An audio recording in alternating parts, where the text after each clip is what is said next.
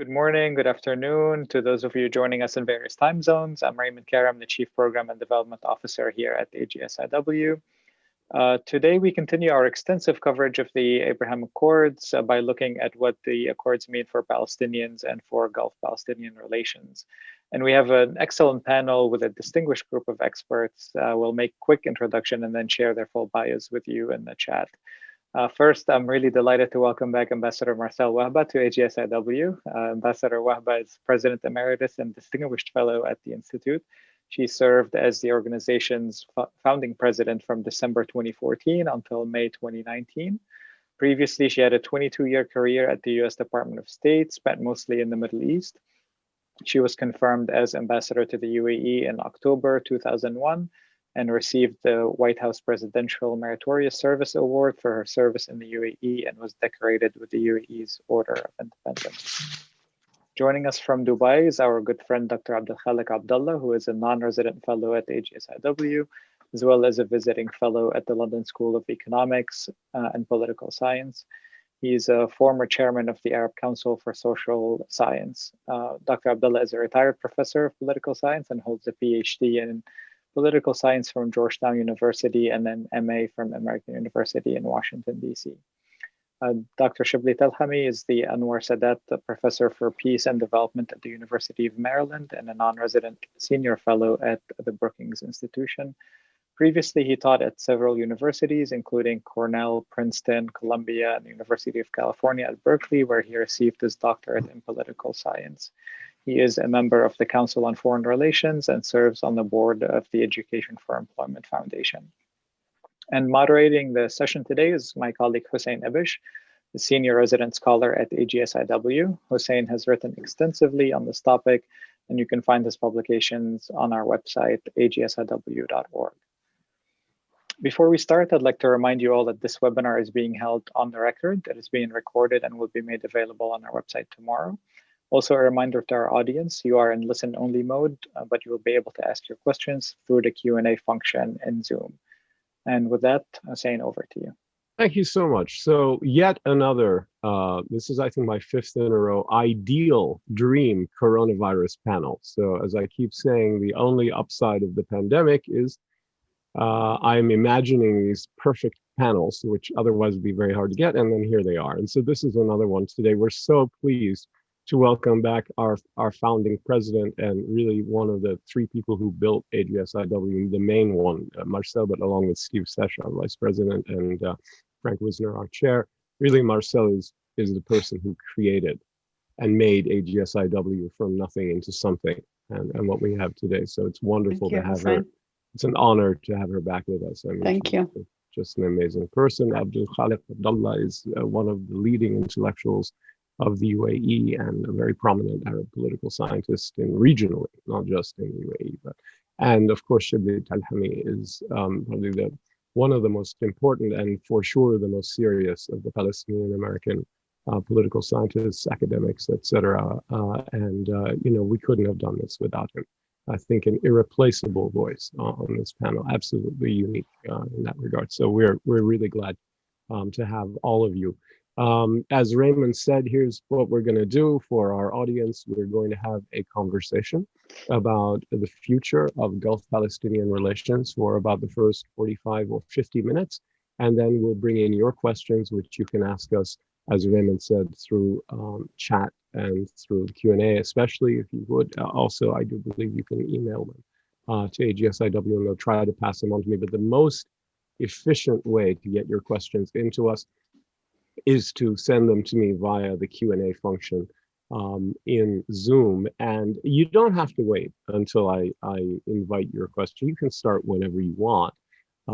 I just may not get to them until a little further on in the conversation. So what we're looking at today is an incredibly important aspect of the recent developments in the Middle East strategically and politically, but one that's been woefully underanalyzed and under-scrutinized because all the attention has gone on to Israel's relations with these countries that are beginning the normalization process and the impact on other regional powers like Iran and Turkey and the strategic balance and the Arab political conversation and all that. What has received a lot less attention, especially serious attention, sustained attention, and attention that looks at with complexity rather than just saying, categorically this random thing or that random thing, reflecting the prejudices of the speaker, is the impact of this process on Gulf relations with the Palestinians.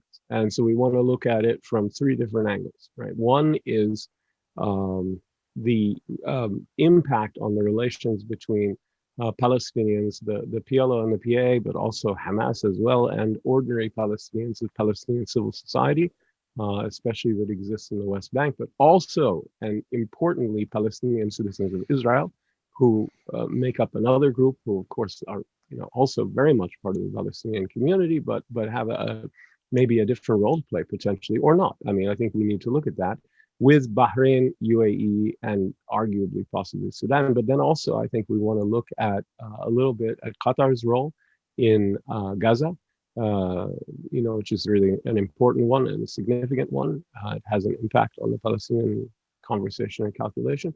And in addition, where things stand between Palestinians and Saudi Arabia, which is, kind of a big question mark. It's obviously keeping its options open, but it has not made any formal move towards Israel yet. So it's something, it's in all likelihood a decision they haven't made. So what are we talking about here? Well, as you know, on September 15th, the UAE and Bahrain signed the aspirational Abraham Accords, committing to a future path of normalization with Israel.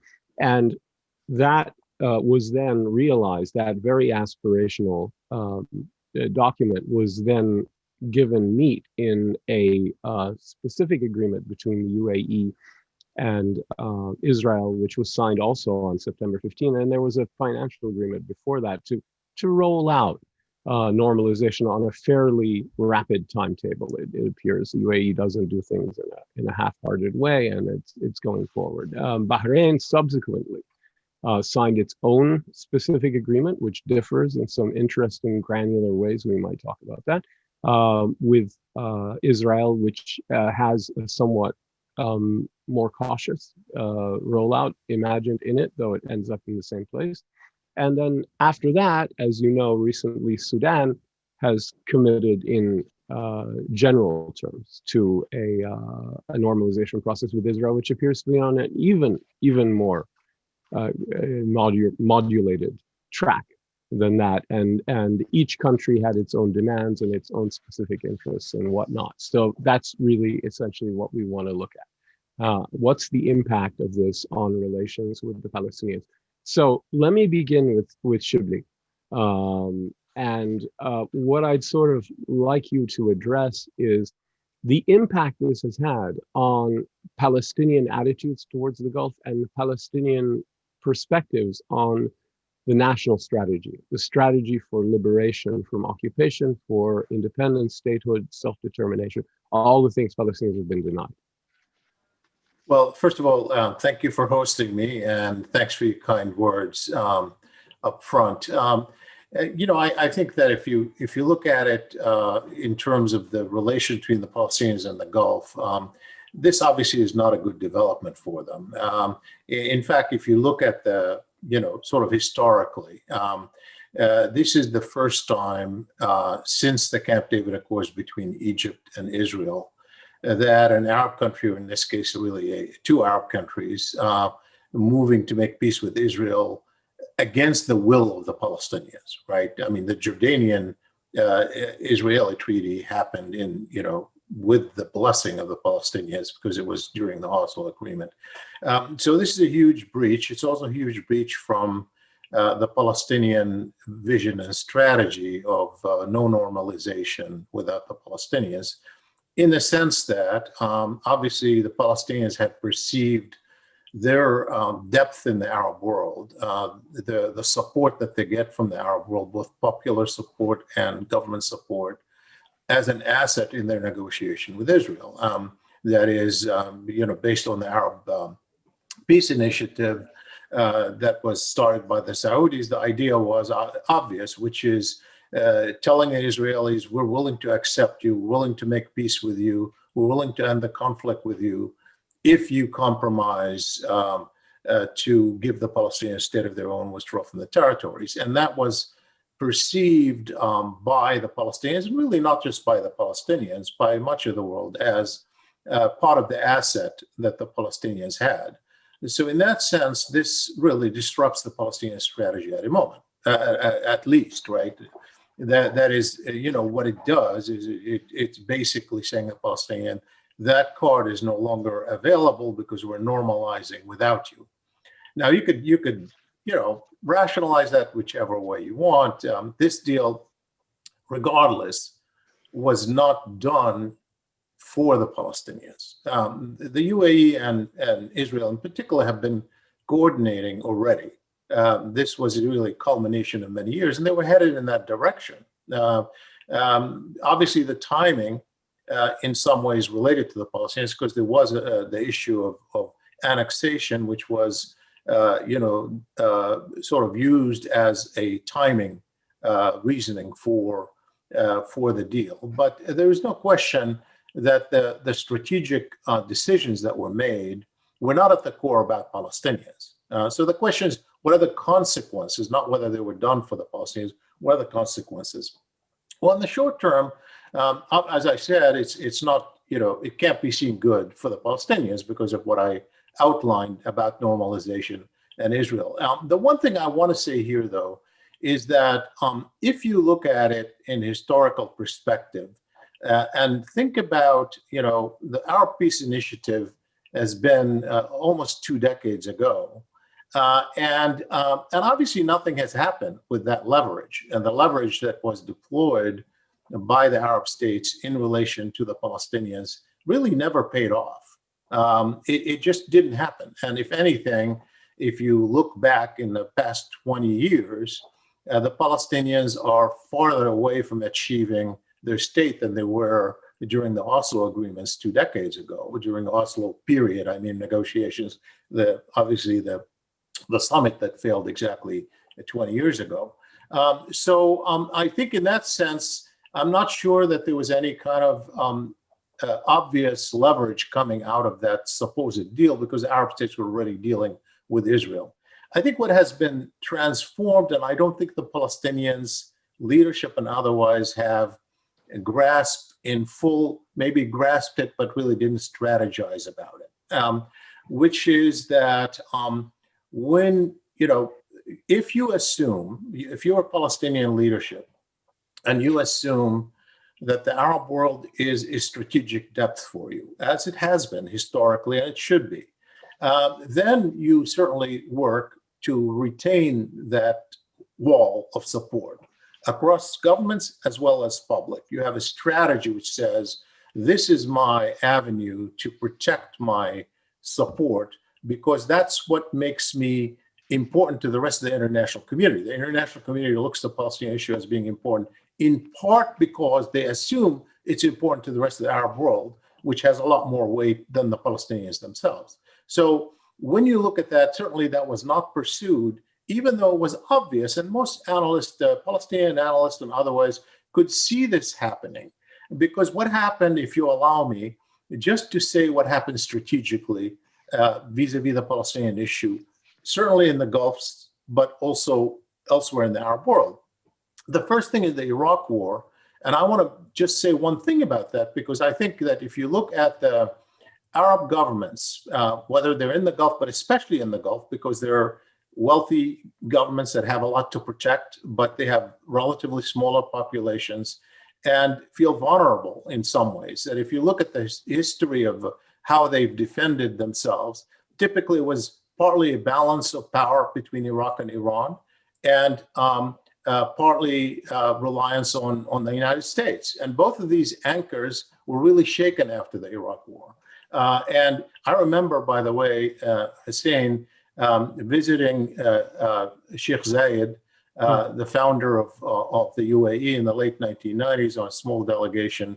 I was preparing a report for the Council on Foreign Relations.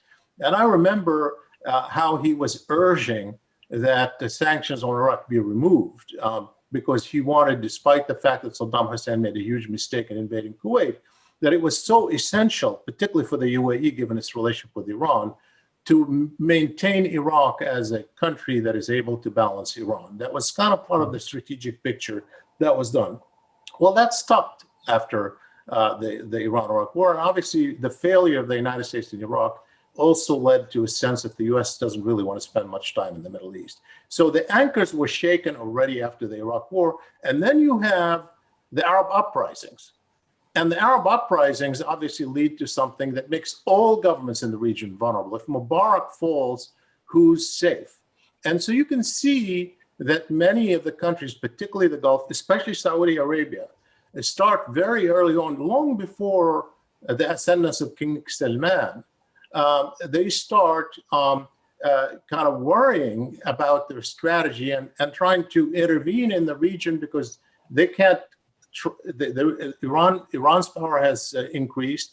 The United States may not be interested in staying, and there is a popular mood that's anti-status quo that is sweeping the Arab world.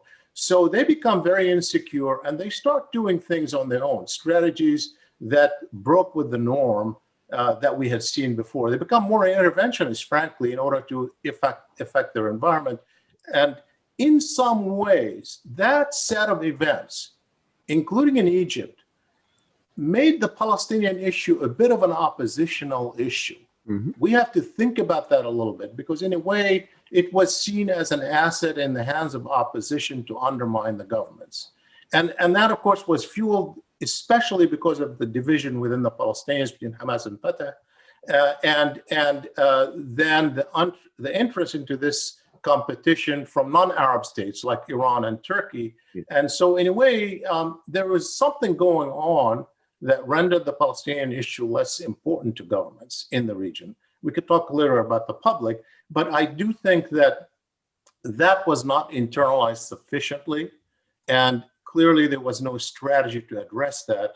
And this is really by the Palestinian leadership. By the Palestinian leadership, yeah. Yeah, and I think I do want to look as we go on at both angles of this, at how the Palestinians got themselves into this situation, finding their national strategy in effect kind of taken away from them by somebody else, which is not maybe an ideal. I mean, it's complicated, but let's talk about that in a little bit.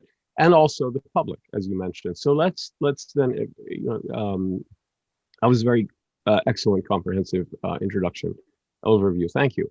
Dr. Abdulkhaleq, let me turn to you and ask you for how this looks from a UAE perspective. And particularly, I want to say that, while the UAE, I want to ask you about two things. Number one, how the UAE views not just its relations with the Palestinians, but its relationship to the API, which the Arab Peace Initiative, which Shibley mentioned, and it seems to be crucial. How do they conceptualize this? And number two, how do you? There seems to be a lot of anger in leaderships in the Gulf, in UAE, in Saudi Arabia, and Bahrain, and elsewhere towards Palestinian leaders, not ordinary Palestinians, but towards Palestinian leaders. And A, is that right? And B, if so, how do we start thinking about repairing that? Because that can't be helpful to anybody. And I'd like to then turn to Marcelle and integrate the conversation a little more. But please go ahead. Well, let me first thank you, Hussein, and thank the Arab Gulf States Institute for having me and for organizing this webinar. And so happy to see also dear friend Ambassador Marcelle and Dr. Shibley. Both are experts on the topic, but I will give you the Gulf, I guess, perspective on the impact of the Abraham Accord on the overall Gulf, not just UAE relationship with the Palestinians. And let me say it in one sentence, if I may. The impact has been negative all the way. And the official Gulf Palestinian relationship is at its lowest point ever during the past, 50 years. And I think it is going to get even worse as we continue with this process. Officials on both sides are not talking to each other. At least lately, they have not reached out to each other. They have not communicated to each other directly. There is very little communication between PLO and the various governments in the region, especially the UAE and probably Saudi Arabia and Bahrain. And I think there's two things probably signifies to this. One is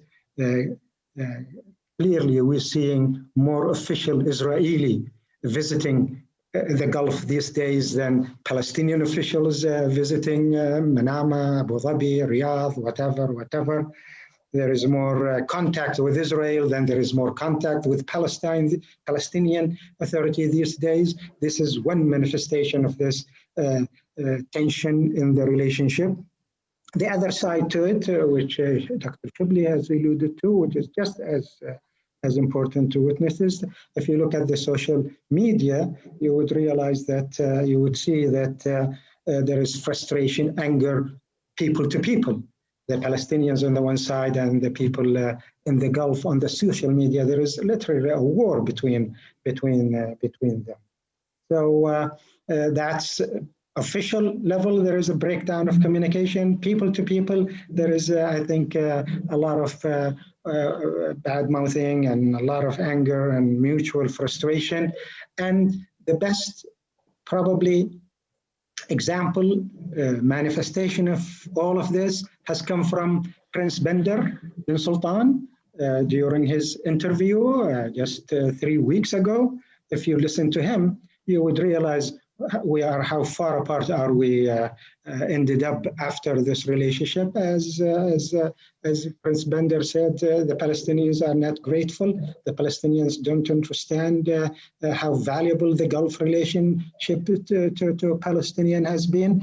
And I think he has gone after this ungrateful Palestinian leaders who do not understand, do not take even Gulf concerns. So I think that is a very important interview. And there was a great deal of popular support and overwhelming, official even tacit official endorsement of Prince Bandar. So that's on the impact of it. But I think this tense relationship between Palestinians and the Gulf has been there even before this accord, Hussein. And there is at least 4 or 5 basic complaints coming from the Gulf side into this relationship. And let me summarize them very quickly. Number one, there is completely lack of trust. Lack of trust of the current Palestinian leadership. Arab Gulf capital today just do not trust the Gulf, the Palestinian leaders, and I think they are not trustworthy of trust anymore. And this has been there before, by the way. And the trust that was there has gone, and I think it is very difficult to restore unless something tragic happens along the way. I think the Palestinians have not kept their promises. That's the way it's been viewed here. They have not honored many of the agreements that they have, an understanding that they had with Riyadh and other Gulf capital. Time and again, this happened. They go through understanding and engaging the Palestinians, but they end up finding out that the Palestinians run away in different direction. So no trust is one element of this relationship, which has grown even bigger lately. The second thing has to do with, there is a feeling of frustration with the mismanagement that they see coming from the Palestinians, mismanagement of the Palestinian cause in general. And this has been there for a long time. It's not something new, by the way. They mishandled relationship with the Arab Gulf states, with the Arab states, with international community, with nearly everybody. Okay, they don't take advices anymore, and they are closing in. And I think this has been very, very an everlasting complaint coming from our side, mismanagement. And the third complaint is this Palestinian division that I wish that Shibley, Dr. Shibley talked about. We will get to it. We will get to it. Hopefully we will, but let me mention it that as part of this tension that is going on and the breaking of the ties between the two, the Palestinian division is hindering everything, nearly everything, okay? It's frustrating, it's mind-boggling, it has lasted for too long, nearly 20 years, Hamas on the one side and Fatah on the other side, and each one is just accusing each other as being traitor of Israel, etc. This division is not settling very well and is complicating things over here. And the fourth complaint that we have heard lately has to do with the fact that the Palestinians have reached out to Turkey and to Iran. And during this period of dispute between Riyadh, the UAE, Bahrain, Gulf states on the one hand, and Turkey and Iran on the other hand, this is not the right time to reach out to Tehran and play this game. And I think this falls into this long history of mistakes committed by the Palestinians. The Palestinians made a tragic mistake in Jordan during the 60s and the 70s. They made mistake in Lebanon. They made mistake during the Gulf War, in Kuwait case, for instance. And this is just one more of these mistakes that is keeping us apart, okay? Mistakes after mistakes, as though the Palestinians are not learning. So these are some of the major complaints here. And I think, people over here are frustrated by the fact that the Palestinians are taking us for granted. They're taking our assistance for granted, they're taking our support for granted, and this is just not settling very well down here. And this is what Bandar was expressing. In conclusion, this doesn't mean by any sense that the Arab Gulf states have turned their back on the Palestinian issue. This is not true. This is by no means means that we are not going to keep to the financial aid that we already have, that Palestinians have been receiving from the Gulf. Indeed, none of this is going to be tampered with, but we are in a very difficult terrain, and the relation has hit rock bottom these days, Hussein. Yeah, no, I appreciate that. And those are indeed the grievances that we have heard from many Gulf people and leaders. And Prince Bandar, I agree with you, but Prince Bandar's interview was a kind of a very useful catalog of those grievances and those complaints and whatnot. So it's very helpful. I do want to, now having laid that down, start to think about ways forward, as well as the more, some complex impacts. But let's turn to Ambassador Marcelle for Hussein, I assume I obviously want to hear the ambassador, but I assume I'll have a chance to respond to some of that. Oh, absolutely. Oh, of course you will. Okay. So if you want to do that in a more thoroughgoing way, let's hear from Marcelle first. If you have a very quick response, you could go ahead. What do you prefer? Let's hear from the ambassador first. I think so too. Okay, great. So Marcelle, let's then think in terms of you spent so much time representing the United States in the UAE and elsewhere in the Middle East. How would you go about mending this dialogue? How would you go about conceptualizing a way forward, especially between Gulf governments that are normalizing with Israel and the PLO as the diplomatic representative of the Palestinian people, more than any other entity? And thank you, Hussein. Thank you, and it's great to be on this webinar with Abdulkhaleq and with Shibley. Excellent company for today's conversation. If I may, I wanted to step back just a little bit and kind of put my thinking in context of what we're seeing today. It's been alluded, a lot of it has been mentioned, I think, by Shibley and Abdulkhaleq. But when I look at these events, I really think in terms of the shifts and the trends that we've seen over the past 20 years in the region. The first shift is obviously a shift in political power and the power structure in the region, whether the tumultuous events of 9/11 or in Iraq, which Shibley mentioned, and the impact that had on the balance of power, and then of course the Arab Spring upheavals. The region today is dealing obviously with a huge number of conflicts, failed states, failing states, but we also see another shift, and I think that shift is in public opinion.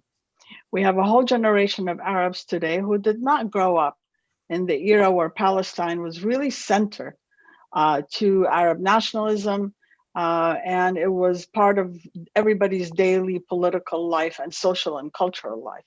So that's been an important shift. The other shift I think we've seen over the last 20 years, and Shibley alluded to them, is the shift in the threat assessment from the Arab countries. They really no longer see Israel as the primary threat.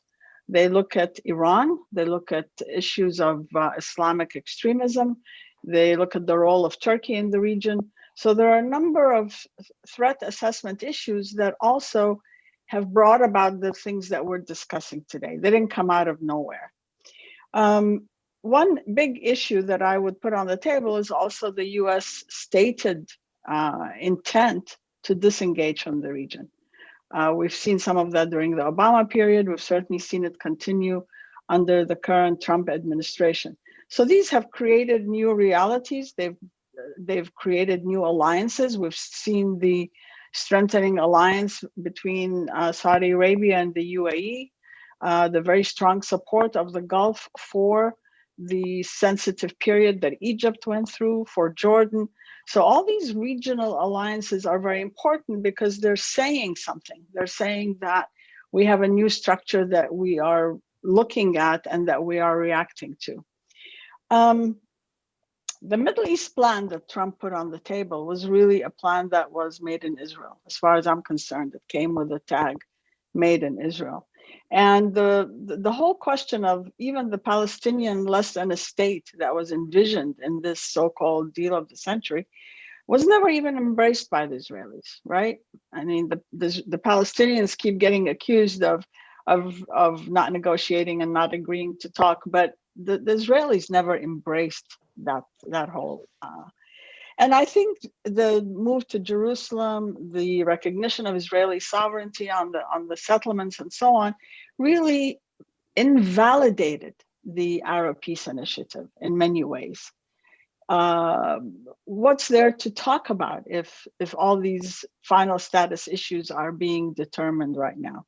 So the Abraham Accords, were really just another reaction to all these shifts that we're seeing, whether it's in power and assessment and public opinion, and in the reality that the API has been on the table for 20 years and didn't go anywhere. So it is the logical response in many ways for some of the Arab countries, especially in the Gulf, to the realignment of power and to the new threat assessment as they see it. Establishing diplomatic ties with Israel gives them a strong ally in the region, brings them even closer to the United States, and allows them to think about ways they can strengthen their national security, their capacities in terms of weapon systems and so on. So I see it as a really not too surprising a development in all this. For the Palestinian issue, to come to the thrust of our conversation today, the Palestinian, really the Arab support for the Palestinian cause, the Palestinian national struggle, cannot be understated. They are given their asymmetrical position vis-a-vis the Israelis, given the fact that the US is completely aligned with the Israel position, Arab support, whether political, public opinion, financial, economic, all of those areas is critical for the Palestinians. And really, on the other hand, if I look at it from the Arab Gulf perspective and countries like Egypt and Jordan, Palestinian issue is not going anywhere. This problem is going to continue for the Israelis. For them, it's a long-term issue.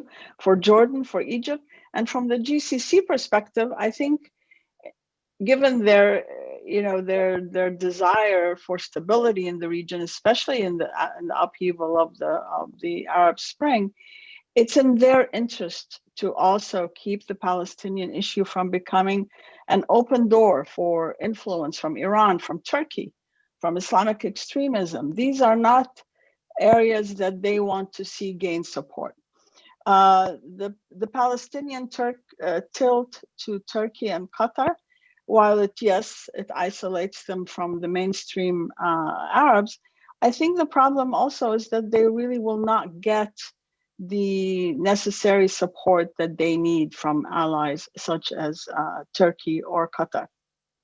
So I think if we look at the accords, yes, they kind of provide a new reality in the region. And I think obviously in terms of economic and commercial ties with Israel, this was already ongoing. So it's not all that new, but it's formalizing that relationship.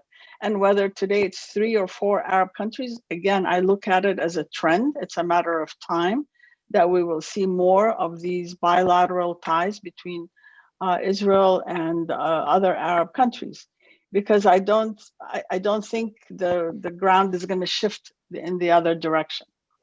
So what's the option for the Palestinians and for the Arab countries? And it is in their interest to support the Palestinians and to find ways to work with the Palestinians and bringing them into a negotiation, or at least into some form of talks with the Israelis. The problems here are huge, though, right? The question of leadership. Do we have any leadership in Israel that wants to talk to the Palestinians? The leadership on the Palestinian side has, in addition to the broken politics of domestic politics within the Palestinian struggle, and I know that Shibley will spend some time explaining this to us, is huge. I mean, I don't see these fractures healing anytime soon. And then comes the US role. Do we see whether you have a new bloc of Arab countries that have diplomatic ties with Israel and normal relationships? Can that be a leverage to better opportunities for Palestinian-Israeli reconciliation? Why not? I think so. But they're going to need some sort of diplomatic cover and diplomatic initiative to be able to proceed on that front. Can the US play that role? I think it's the only country that could play a vital role here. But do we have, I mean, under maybe if we have a new administration, would the Biden administration be likely to play a more diplomatic role? I think yes, more than the Trump administration. The Trump administration strategy to the Palestinians has really been punitive. It's been, how can we pummel them, further to bring them to the table? And it's not going to work. The Palestinians are not going to be beaten into accepting a non-deal. So if there's a new administration in the US, that could hopefully open a door to some diplomatic activity. But again, I still face the problem of the leadership in Israel, the leadership in Palestine. And then, the elephant in the room is that we haven't talked about, and I hope we can discuss later, in terms of the Palestinians, as they look at their options, is the one-state solution something they're even, going to consider? So let me stop there, and I look forward to more talks about this. No, great. Yeah, no, I really appreciate it. So now is a perfect opportunity to bring Shibley back into the conversation. And 2 things. First, you wanted to talk about some of the grievances that Abdulkhaleq mentioned, but also let's start moving the conversation. You can, of course, say whatever you want, but I'd invite you to start thinking about two other issues when you've responded. One is the importance or non-importance from a Palestinian perspective of repairing ties, especially leadership to leadership with the PLO. And number 2, if that is important to the Palestinians, if it isn't, why not? And if it is, how would you conceptualize ways forward? Do you see any space? Because Abdulkhaleq painted a pretty bleak picture, and I think a fairly accurate one about how people are feeling. So where do you go here? I think it's pretty clear a country like the UAE can kind of live without strong ties to the Palestinians, at least, at a granular level.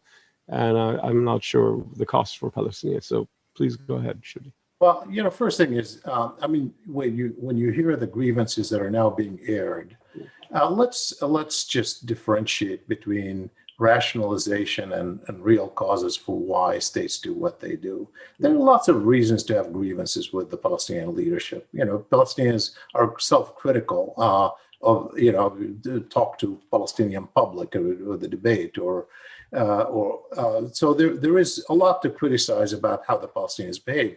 But these grievances are not the reasons why these strategic decisions were made. They're now being used, they've been there for a while, they're being used in order to rationalize an agreement which was done for strategic reasons. They've been moving in that. So let's just be honest about that and not, sort of say, here's why we did it, because the Palestinians just were not behaving right. That's not really accurate.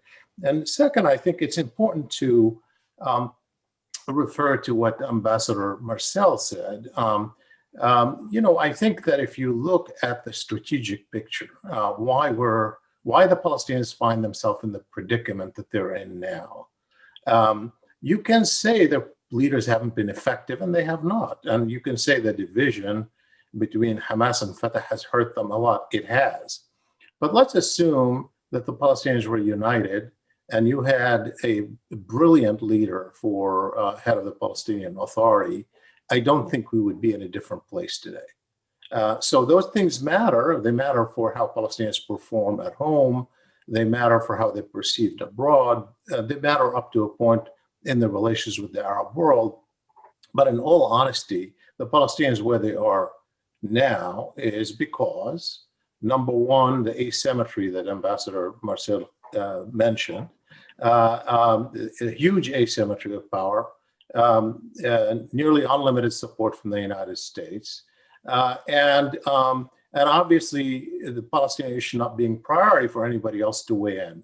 And nothing would have changed that, no matter what, remember, Mahmoud Abbas was seen as America's pick initially, vis-a-vis Arafat. And there was a window when it looked like if he got enough support from the Palestinians and the Israelis wanted to move forward, it would be a different picture. But the fact is, not only the asymmetry of power, but you've had a right-wing Israeli government for the past decade in power that certainly doesn't want to offer even the minimum acceptable to any Palestinian, whether it's Abu Mazen or someone else. So let's keep that in perspective when you're assigning blame. Don't take it out of context. I mean, sure, there are divisions, and I think it's important to keep that in mind. Can we shift, though? I mean, that's all very helpful and useful, but I'd like you, if you could, for a second, and we can come back to all of that, there's no problem. But I'm really interested in thinking through the extent to which the Palestinians need, or would greatly benefit from repaired ties, and if you think that's possible and what a first step might be. And then I'd like to bring Abdulkhaleq and Marcelle in. Yeah, I think the Palestinians, I've been arguing for the last few years, publicly, and when people ask, so what are the Palestinians not doing right? I said, if you're a Palestinian, you have to start with the Arab world, not with the EU, not with the US, not with anyone else, because the importance of the issue to the rest of the world is partly predicated on its importance to the Arab world. And you have to work on it in terms of keeping public support and government support. That should be a strategy. It still is a strategy, because I think that there is, this issue still resonates with a lot of people in the Arab world. It's maybe not a priority, but it's built in. And so so you got to build that for sure. The question is there a basis to build that in this environment where we are now, where there were, major agreements that were done, not only without the Palestinians, but despite the Palestinians.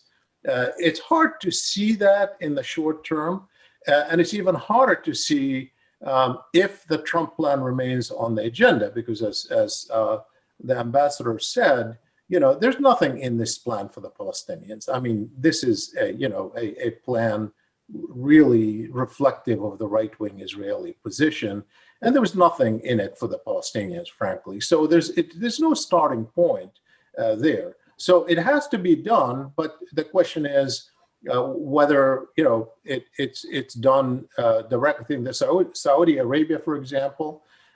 Sure, they've blessed the agreements. And frankly, I don't think the UAE would have done it if there was strong opposition from Saudi Arabia, and certainly Bahrain would not have done it without the support of Saudi Arabia. But the fact is, the Saudis obviously read their domestic environment differently, not just their strategic environment.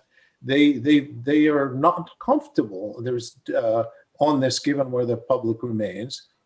And I'm not sure they've been able to transform that. So there are lots of opportunities for the Palestinians to engage with leaders in the Arab world, as well with the public in the Arab world, for sure. But I don't see it that it's going to be on the basis of suddenly reconciling themselves to the peace between the UAE and Israel, Bahrain and Israel. And I don't see that it would be predicated on the Trump peace plan. Today, we may hear, of course, that Biden will likely have been elected, and obviously his view of the Trump plan is not particularly positive. That's good. I mean, yeah, I think the Peace to Prosperity document is superseded by these normalization agreements, and especially when you look at the informal understanding between the U.S. and the UAE that the U.S. will not back any annexations until the end of 2024. That's the end of a second Trump term. So more or less takes that failed plan that was just going nowhere and turns it into a fictional basis for the normalization process. And therefore, I think we really are kind of past that, except in the American domestic political context where people can, hide behind that to back this or that or whatnot. But I think between the parties in the Middle East, it's kind of a dead letter.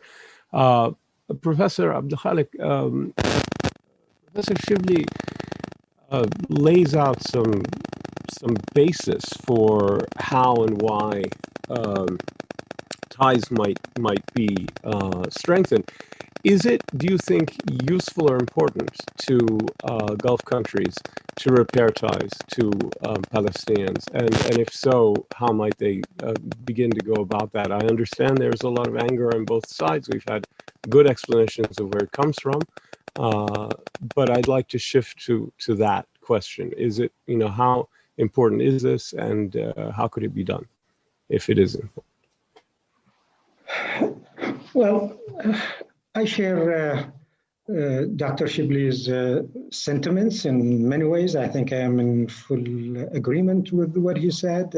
We're not here to blame this side and the other side, but try to explain where we come from. And these grievances, these complaints, I wouldn't call them even grievances, are solid. They are need to be dealt with, and I think it has to be dealt with from the Palestinian side as much as from our side. But let me think, where are the windows of opportunity that this accord, the Abraham Accord, has opened, and where we would expect that the Palestinians be pragmatic enough, smart enough, wise enough, sage enough to take advantage of it. One tangible fruit of this accord between UAE and Israel has been the temporary freeze of the annexation plan. Okay, well, it's not necessarily all UAE is doing. There is, of course, so many factors in there. But I think what the UAE has done is very important. Here is UAE had this vast relationship with Israel over the past 15, 20 years. And what UAE did is it put all that as a leverage and said to the Israelis, look, if you go with the annexation, many of these are going to be at a stake, and we might not even continue with it. But if you put a freeze on annexation, then the sky is open for a better relationship and full normalization. So there is this one tangible thing, deliverable, okay, annexation. And we would thought that the Palestinian would be smart enough to come to Abu Dhabi and said, okay, here's an opportunity and here's the deal and this is what we want. They didn't even do any of that sort. This is where things go wrong.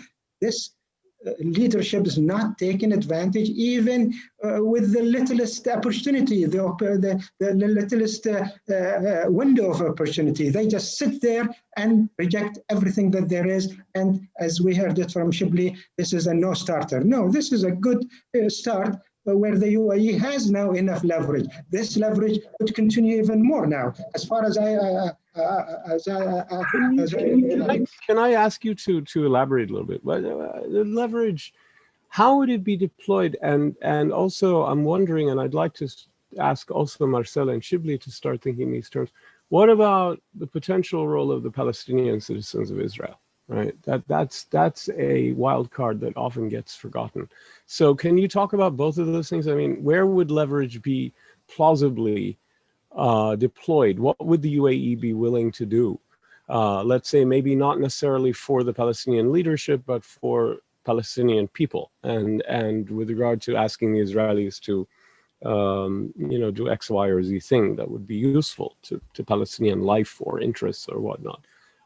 And then, we can also start talking about the Palestinian citizens of Israel. Okay, I mean, just imagine if we go through with this deal, and there is the sky is the limit for it, and the floodgate has opened in all levels between Israel and the United Arab Emirates. In 1 week and in 1 month, we achieved more than what Israel achieved with its peace with Jordan and with its peace in Egypt in 20, 30, or 40 years. So I think the UAE is in a position now, as this relationship accumulates and develops, to be in a position of talking on the same level with the Israelis. And at each moment, they could use that leverages, that kind of huge mutual benefit for Israel and for us to probably introduce breakthrough in the negotiation and bring the Palestinians. And I think we are here hoping to see one thing at least. There is an election, a promise of an election 6 months down the road. Palestinian people are now at a crossroad. They need to really square with the new realities that Ambassador Marcelle has talked about, regional realities, international realities, Palestinian realities. And it's up to them to bring a new leadership, a more younger, less corrupt for sure, more dynamic, more forthcoming, a leader that understands the new realities of the 21st century. And if we have that, I think this normalization, I think, will be one of its impact would be to convince the Palestinian that this leadership, a new, younger, less corrupt, more dynamic, more open, probably is what is needed. I think even with that, we might not achieve any peace because there is the Israeli side. And with this kind of right-wing government, Netanyahu, I don't think we are in a position to dictate any of this to the Israeli public these days.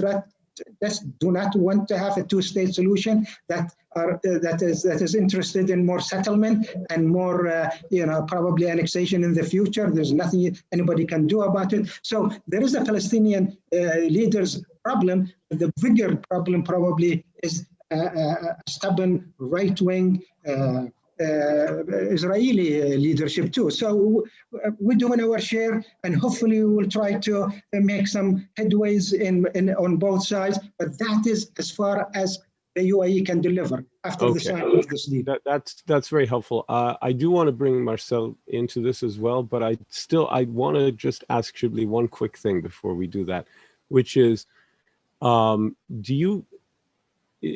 is an argument that the Arab countries that have had relations with Israel have been in a better position to help Palestinians on the day-to-day stuff. Maybe not on national liberation and the big picture, but on solving really specific granular problems, Egypt and Jordan. Does that hold any water with you? Is there any basis for thinking that this could be useful for Palestinians, or is it just at the strategic level? It's obviously a loss, and you said that. Abdulkhaleq said that. Everybody said that.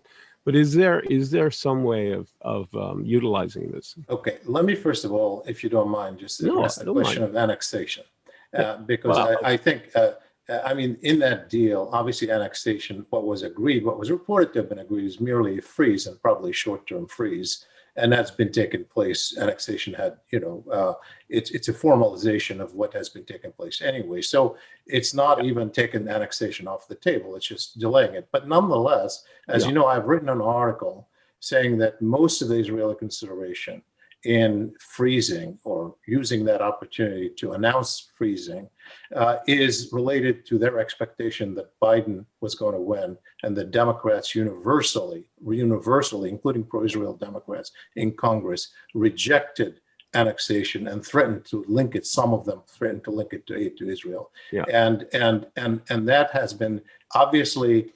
Some of Trump's advisors were saying, well, that means the window is narrow for us to get it done, like David Friedman Trump's envoy to Israel, who wanted to get the annexation. Sure, they were using it as a pressure tactic, but nonetheless, my own opinion is most of the Israeli consideration on annexation was related to the expectation that Biden was going to win. But I want to say something to answer your question. Thank you. You know, as you know, I've written a book on the Camp David Accords between Egypt and Israel a great long book. time ago. It's Thank a you. really great book. Thank you. I appreciate that. But you know,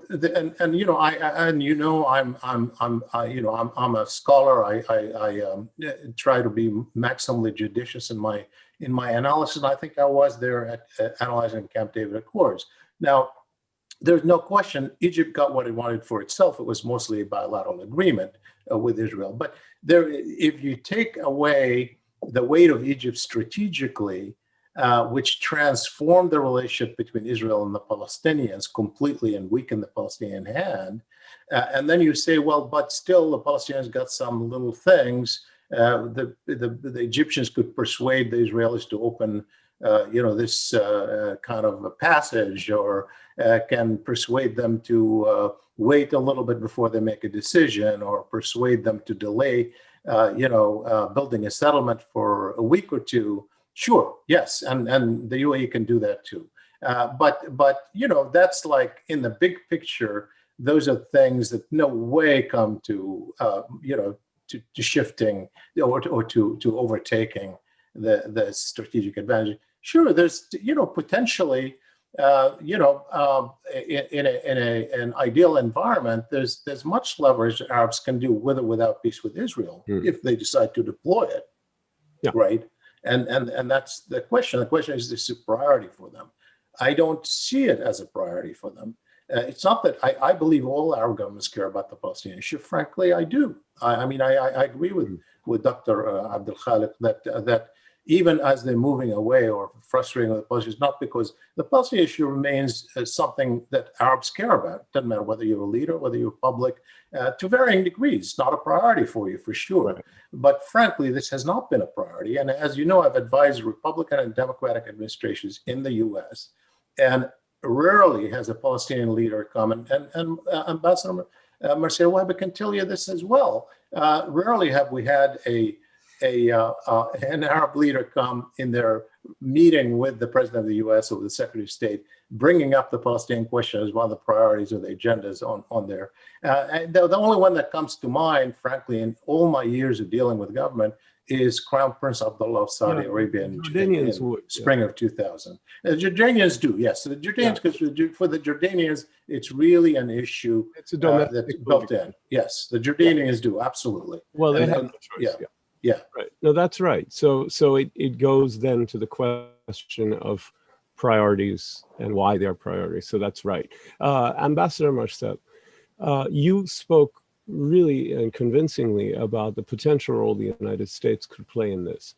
Do you think it's in Washington's interest to help to bridge these divides? I mean, I would think it is, but and can you talk about how the U.S. could help heal this wound? Because I think what we've heard from both Shibley and Abdulkhaleq is that there's a political strategic level, but there's also a discursive narrative emotional level here. And when we hear it, and that's a complication, right? Thank you. Let me just add a couple of points before I answer your question directly. I'm a firm believer that with a growing bloc of Arab countries having direct relations with Israel, that there is leverage there.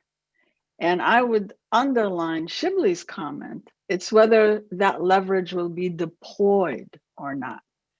Looking at the region from the Washington perspective, the region I think the US before, whether it's Biden or Trump, before they envision taking an initiative and trying to promote or re-engage a dialogue between Israelis and Palestinians, they will have to see interest from the region. So, is there interest in the region? I think the big problem the region is facing today is that the political divisions are huge. I mean, honestly, the relationships that Abdulkhaleq mentioned, even, the existing long-term relations, Jordanian peace treaty, Egyptian peace treaty, those were huge, yes, setbacks to some extent for the Palestinians, but they've been there for such a long time. Have they been a leverage for the Palestinian issue? Very tactical level, not at the big picture level. That said, do we have any of the Arab countries today willing to take a leading role in saying, okay, we have leverage here, we have a new opportunity, which I do believe you can look at this as a new opportunity. Not only the Abraham Accord, but what comes next. As I said, I think this is a trend that we're going to see. So whoever is next, whether it's Kuwait or Oman or any other Arab country, I think this is a trend that we will see continue. So the question is, how can it be made use of, and who would be willing to stand up and take the leading role? I think the Jordanians probably have the best relationship thus far with the Palestinians, and current as they stand today. Even the tensions with Egypt are quite unfortunate, I think, because Egypt could play a bigger role on the regional level, and also in terms of coordinating with the US and the EU. But from the US perspective, Hussein, to answer your question directly, I think as they look at the Arab world, the Palestinian issue is unfortunately not a priority at this point. But I think if it is a Biden administration, clearly he will be constrained on the domestic front if Biden wins with a Republican Senate. And therefore, I think he will look for opportunities on the foreign policy sector, because that's where he has some space. And it's natural for Biden, right? I mean, he comes from that background of foreign affairs and foreign relations. And he has stated very clearly during his campaign that he would want to reestablish ties with the Palestinians. He would want to reestablish some sort of presence in East Jerusalem for the Palestinians. And the mission here in Washington. And this would go a long way, I think, towards healing some of the ruptures that we see in the Arab world today. Again, I fall back on the problem of leadership. I think we can't ignore that, whether you're looking at the Israeli side or the Palestinian side. And the question of Palestinian elections, that Abdulkhaleq mentioned, I don't know if that's going to be really a resolution, if that's going to be a success, if they're going to happen, and if there will be bringing in a new force of younger, more dynamic leadership. That's a question I leave to Shibley. But we can't avoid the leadership questions. We really can't, because whether it's an initiative from the region towards improved environment that could lead to reopening or re-engaging of talks between Israelis and Palestinians, you can't avoid the question of who are you going to talk to on the Israeli side, and who are you going to talk to on the Palestinian side, and will the US want to engage? Those are really questions that we can't just keep talking about them and say, well, shall we wait for a new leader in Israel, and shall we wait until there's new leadership on the Palestinian side? I would argue not, but I don't have the answer as to whether there's enough there with regional players or with external players. Yeah, right now you'd probably have to think not, but things can change, almost immediately. So that's the only that things always keep changing, and they can change fast.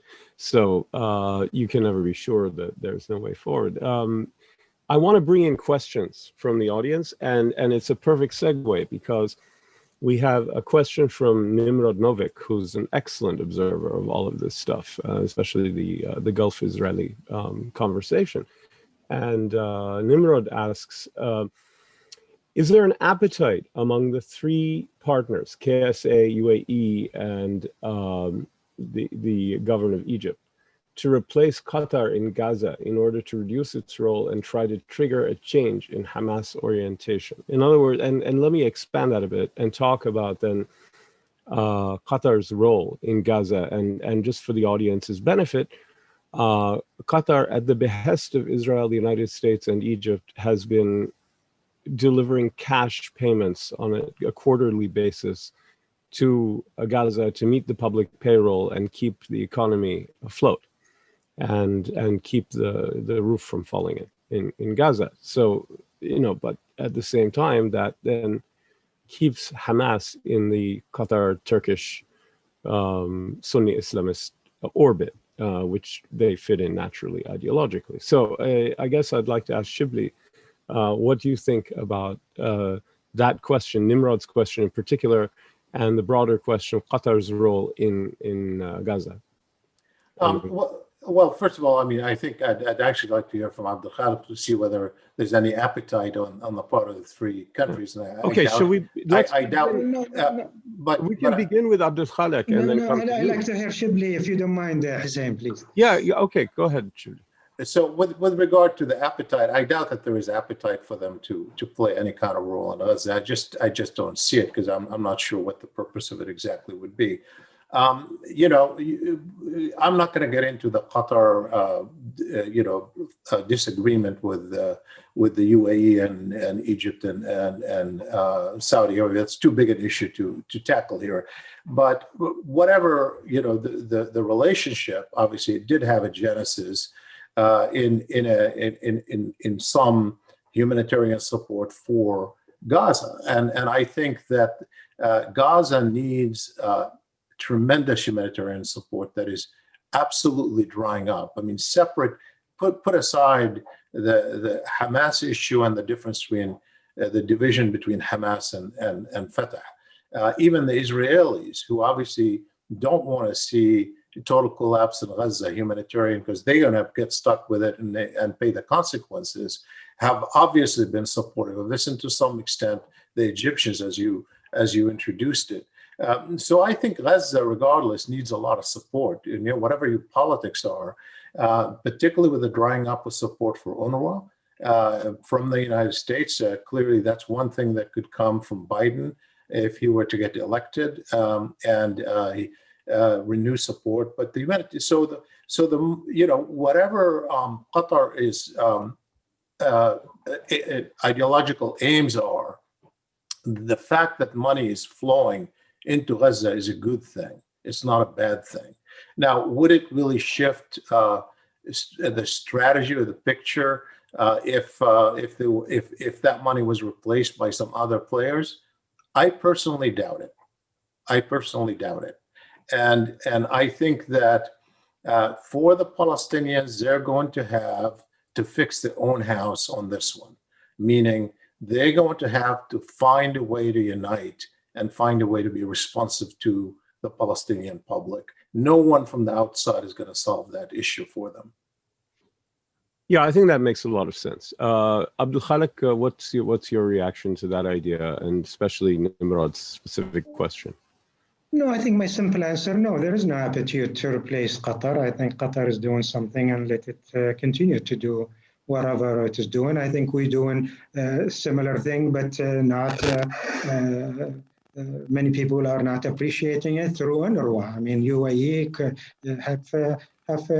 have made it clear that we support UNRWA all the way through, and most of UNRWA's work is in Gaza. $250 million UAE has poured into UNRWA in the last just 5 years. UAE now is the chairperson of, or the chair, whatever, of UNRWA board of directors of whatever, and it made it clear that we are not giving up on Gaza. So there is plenty that the UAE is doing on the Gaza. But then again, Hamas ideologically are somewhere else on another planet. It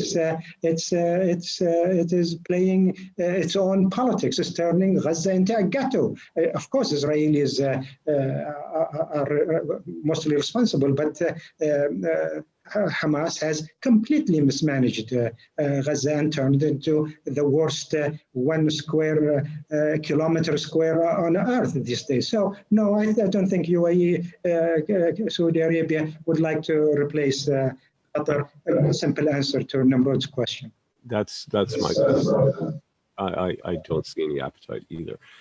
Anthony Reyes asks us, how does defense cooperation between Arab countries and the U.S. play into the, or even Israel, I suppose, potentially play into these strategic prognostications, and specifically, how is that perceived by the Palestinian leadership? You know, and so I begin with Shibley. Does that play any kind of role? The military dimension of these strategic relations, how is that perceived among Palestinians? You mean I'm sorry, I didn't get the question exactly. Okay, so I think the question was a little too narrow.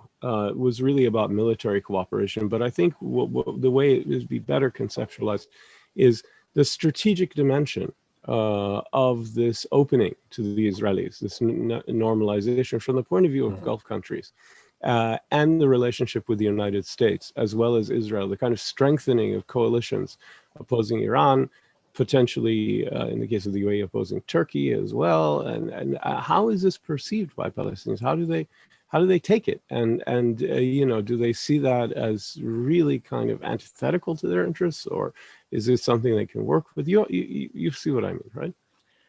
Yeah, I'm as you said, the question is too narrow, and I don't know. I mean, you can ask people in the West Bank how or Gaza what they you can give think. us your but from you know, the general approach obviously is that the Palestinians don't want to see strategic cooperation between Israel and Arab states that is not tied to improving Palestinian-Israeli relationship. It's as simple as that. And I think, you know, that you brought in the U.S. To a great extent, of course, the relationship between the UAE and Israel is a triangle relationship, not a bilateral relationship. I think, sure, they're getting some benefits out of the relationship with Israel, but mostly they're getting the benefits out of the U.S. administration, and they know that the Israelis have influence in Washington, particularly this administration, and they know that this administration and the people around Trump care so deeply about Israel. So they're scoring point in the relationship with the U.S. I mean, the F-35 airplane deal is an example of that, where while it's really an American decision, supposedly it's tied to an Israeli veto, so to speak. And the fact that the Israelis are allowing it, that tells you. So it's not that the UAE is getting so much direct benefits militarily, strategically from Israel, but it is that the triangular relationship allows them to get more out of the U.S. Right. I think the Growlers are actually the real game changer for the UAE military, the jamming capabilities. But we haven't talked about the Saudi role here, and I'd like to do that. And I'd like to begin again by asking Shibley. I'm sorry to burden you with so much, and then see what Abdulkhaleq and Marcelle think about your answer. But I mean, obviously, Palestinians, based on everything everyone has said here, would not want Saudi Arabia to follow suit. Do the Palestinians have a plan to prevent that from happening? Do they have any options? Do they have any leverage? I mean, a plan. Maybe I'm asking you for something you don't know, but. How, do you see any evidence that they're working on that, and what could they do, or is it just a matter of saying no? Yeah, I think, as to repeat myself, in the past, I have been critical of not seeing a Palestinian strategy trying to shore up their relationships and support in the Arab world. They assumed that was happening because they assumed there was public opinion support. I still think there is. And that generally they are getting Arab support in international organizations. Obviously, this has shifted, and I don't see a strategy for Saudi Arabia. We did see early on, if you recall, when Trump came to office, Palestinians were even more optimistic about Trump. The first meeting between Abbas and Trump was considered to be successful. And in that sense, they were reaching out because they approvingly of the relationship that was developed between Trump and the Saudis with the first visit. But then the first signs emerged when the Crown Prince Mohammed bin Salman visited Washington. He was saying some things that the Palestinians didn't like, and you know what happened? There was tension in the relationship, and then it was repaired. The Palestinians thought that they worked on it directly with King Salman. That's not what I mean by a strategy. By you go meet somebody, you ask them, you repair it, you shake hands. Yeah, I'm talking about much more sustained strategy. Right. And I don't see it, to be honest, and I think it needs to happen. If in fact, I think there's an opportunity with Saudi Arabia. The opportunity is that, the Saudis obviously are inclined to pursue their own strategic interest and domestic interest, because obviously the royal family would like to maintain power for the long haul, and as a consequence, they are going to do what they think they need to do. And I think, but right now it looks like they're reading the situation within Saudi Arabia to indicate that the public cares too much about Palestine for them to take the big leap that they may be otherwise inclined to take. There are also regional costs, Arab costs, pan-Islamic costs, etc. that are... Yeah, sure. It affects other relations. It affects the role they play in Arab and Muslim countries. Exactly. And so therefore, yes, there is an opportunity. And that's a relationship that they could actually start with in terms of trying to build a relationship, regardless of what they think about personalities. You're in a cause where your situation is very weak, and you need every little help that you can get, and you got to figure out how to get it. Right. Let me expand. Can I say just? I wanted to ask you, Abdulkhaleq. I want you to talk about this, and if you can give us also UAE's attitude towards the Saudi role in all of this, and I want Marcelle also to talk about the United States. But go ahead, Abdulkhaleq. Just a piece of information here.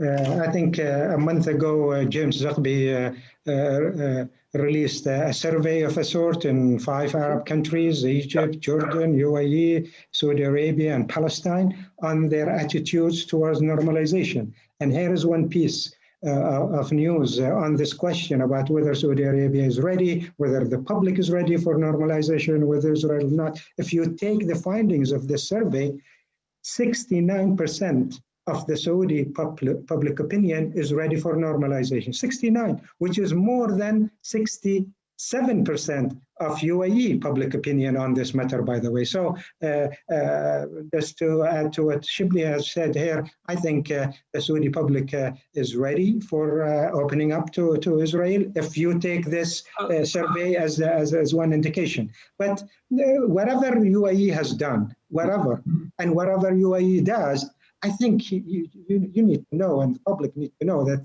they touch bases with Saudi Arabia first and foremost. Okay, there's a great deal of going in between these two capitals, and I think UAE probably done this because of its pure national interest, but in close consultation with everybody that is needed to be consulted with, for most Saudi Arabia, Egypt, Jordan, and the rest, of course. Okay, UAE is usually is a cooperative player, is a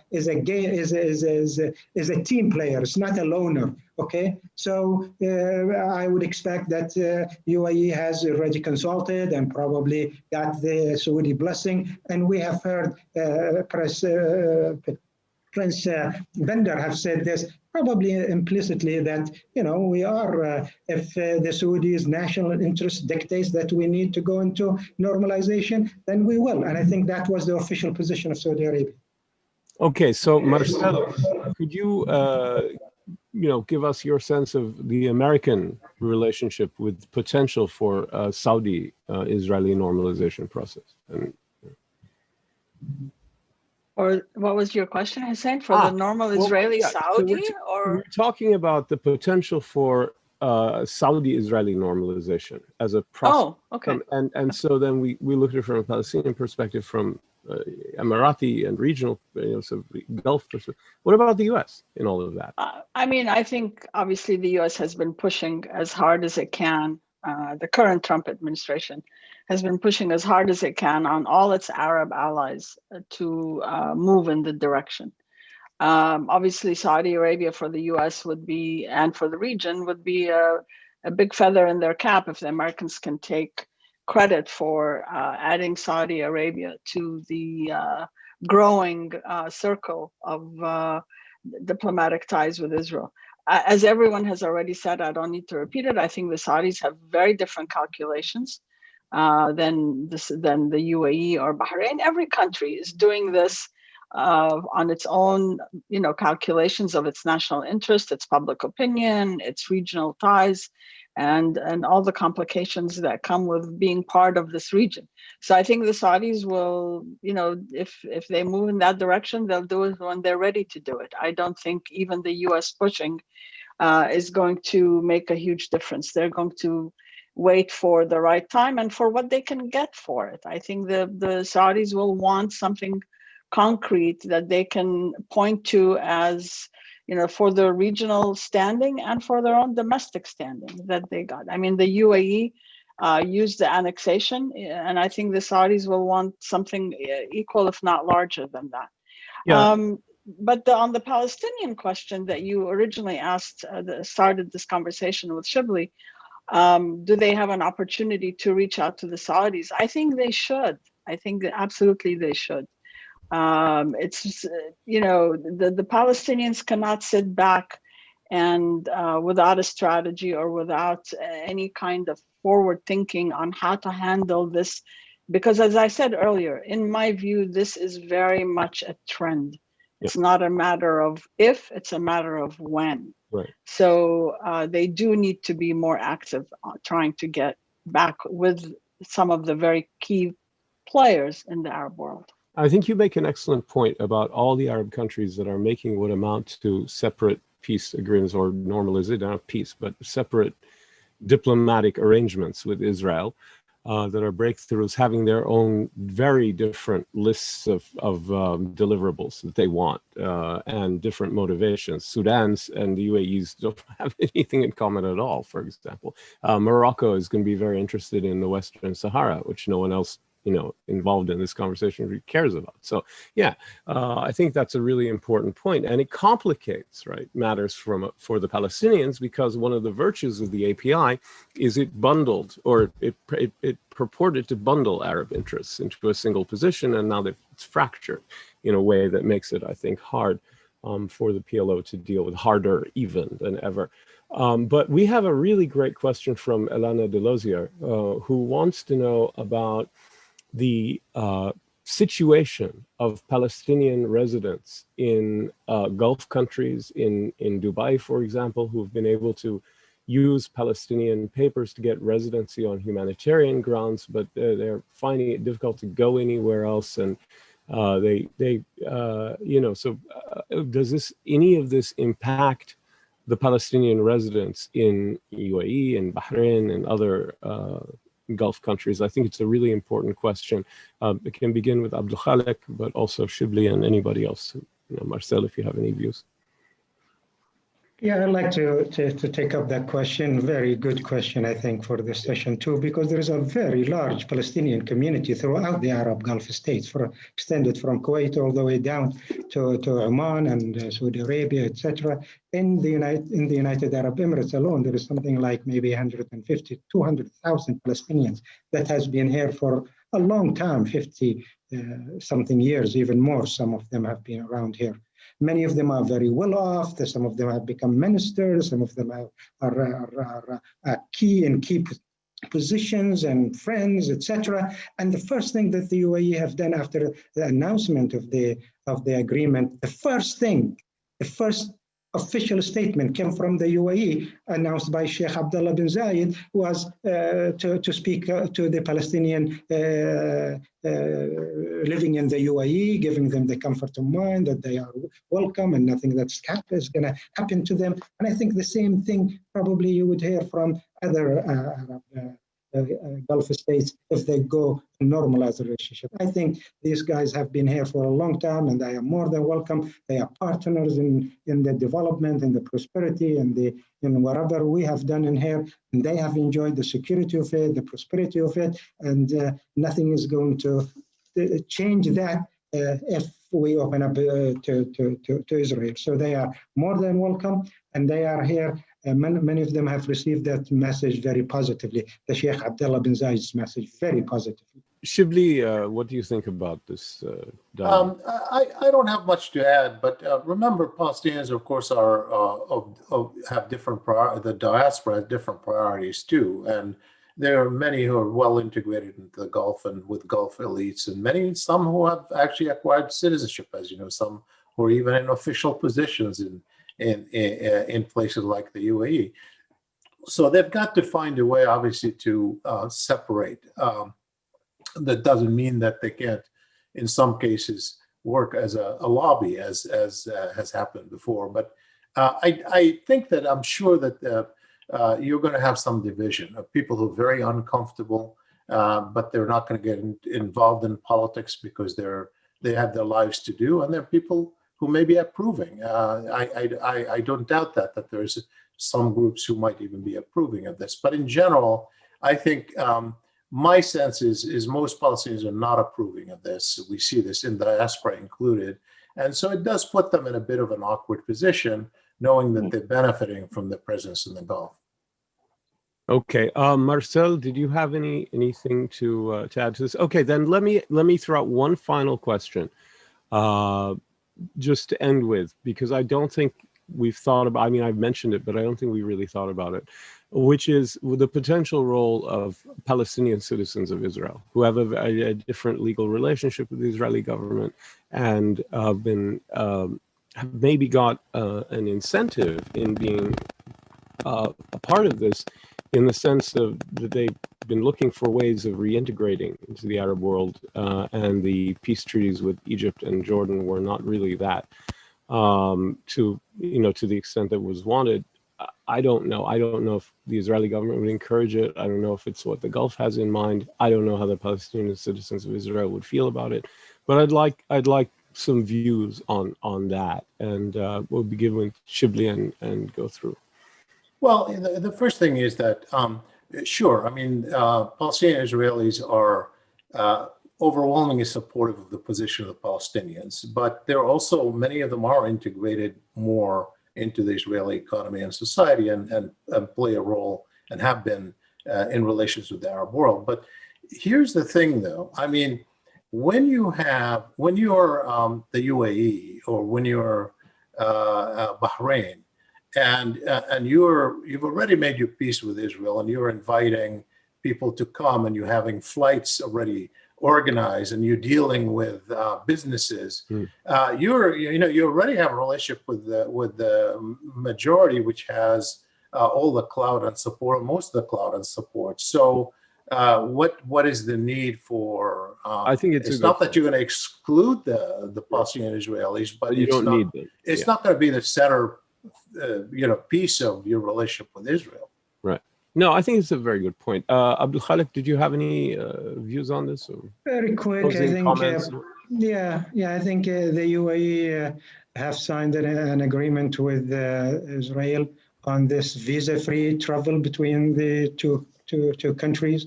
And I think this will be the first time in 70 years where the Arab Israelis will be welcomed without a visa in any Arab country. So that is a great opportunity for them to come. Many of them probably have this, view of Dubai. They want to visit Dubai. So we're expecting a lot of them to come. I think there is a potential for them for investment, for commercial ties. That's a great opportunity for the Arab Israelis. The ones that we have already talked to, they are very curious, and I think they are very enthusiastic about this. But there is also a whole community that is very critical of the deal. Overall, I think that will be probably among the most beneficiary group in Israeli society of the normalization agreement between UAE and Israel. Okay, final thoughts from everybody. Let me begin with Ambassador Marcel. Any closing remarks? We're pretty much out of time, but I'd like to get final thoughts from all of you. Thank you, Hussein, and thanks to my colleagues. Discussion today was excellent, and what I'm struggling with really is I think there's an opportunity out there, and I think it's a matter of time. It will take time before we see any opportunities actually come to the forefront of the region. But we're looking for a catalyst, and this is, I think, the stumbling block. Whether you're talking about how to find ways to have the Palestinians re-engage with the Arab world in a more positive manner, not just with the Saudis, but also with the UAE, with Egypt and others. We need a catalyst, and I'm not sure that today's discussion has answered that question, and it's something that will just bear watching. But I think it's critical for the Palestinian Arab relationship is to find ways to open those doors of at least a conversation. Excellent. Abdulkhaleq, what do you say? Well, as a final statement here, yes, we have a lot of tension in the relationship, a lot of grievances, complaints, etc. But one thing is for sure, the UAE, the Arab Gulf states are not going to turn their back on this very just issue called the Palestinian issue. Okay? They are here, and they will, despite the fact that it's not in the top 5 priority, it's a priority for the Arabs in general, for the UAE. So no turning back on the Palestinian issue. In fact, this normalization probably is going to be used by the UAE to bring the Israelis and the Palestinians together. And I think UAE is in a best position today, besides others, of course, but the UAE in particular is in best position to mediate some kind of a breakthrough in this Palestinian-Israeli conflict. Okay, we're going to end where we began with Shibley. I want to end actually by reflecting on today, because today specifically is probably the day when Joe Biden is likely to become the president-elect of the United States of America. And I say this not because I think that Biden will make the Middle East a priority or Israeli-Palestinian peace a priority. It's not likely to be a priority for the next administration, given what it has to do. But I want to say this because one of the things that we focused on was the UAE and the Palestinians and Israel and Arabs. And we looked at the US as if it were a bystander. But to be honest, this issue of the Middle East and Israel-Palestine has been a top priority for the Trump administration in the worst possible way. And frankly, nothing could be understood in terms of what happened in the Middle East, what happened on the Israeli-Palestinian front, without the very heavy-handed approach of the Trump administration, using the might of a superpower in the international organization, a financial clout, military clout, the relationship between the president and leaders as an asset to accommodate a right-wing Israeli an agenda that's compatible with the right-wing Israeli agenda. And that included the way it used with Arab countries to make these kind of relationships happen and swallow hard and accept what appeared to be an acceptable plan for the Palestinians. So in that sense, I think this will be an end of a period that was unprecedented in America. It will open different kinds of opportunities. It wouldn't make this issue a priority for the next president. But what we'll do is it'll change the atmosphere, will relieve some of this weight that was being applied on a daily basis in the service of an agenda that's not compatible with long and lasting peace in the Middle East, not compatible with the enduring strong relationship between the United States and the Arab people. And in that sense, I think that change in atmospherics will open opportunities for initiatives by local parties, including the Palestinians, that must be exploited.